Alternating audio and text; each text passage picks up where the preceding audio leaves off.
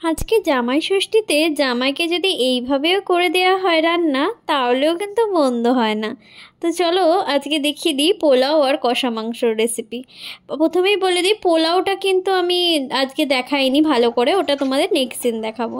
আদা রসুনগুলোকে ভালো করে পেস্ট করে নেওয়া হয়েছিল মিক্সিতে। আর এদিকে এলাচ, দারচিনি আর লবঙ্গ জলের মধ্যে দিয়ে দেওয়া হয়েছিল থেতো করে, ওদিকে চালটা করার জন্য, চালের জলটা।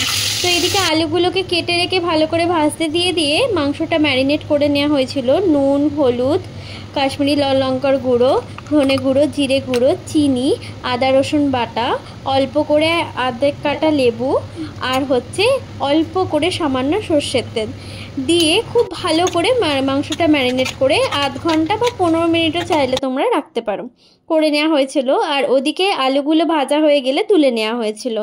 আলুগুলো তুলে নেওয়ার পরে জলটা ফুটে গেলে চালগুলো দিয়ে দেওয়া হয়েছিল। প্রথমেই বলেছি আমি, কিন্তু এই রেসিপিটা তোমাদের পরে দেখাবো।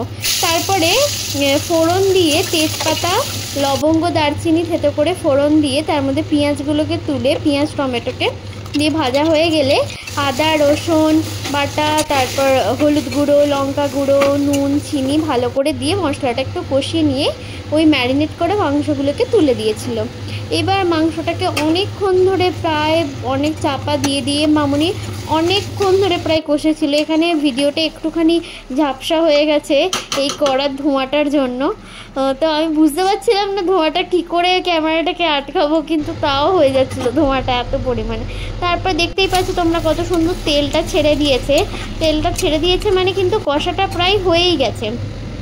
এত সুন্দর গন্ধ উঠেছিল। আমি তো কষা মাংস বাবা একটা খেয়ে নিয়েছি।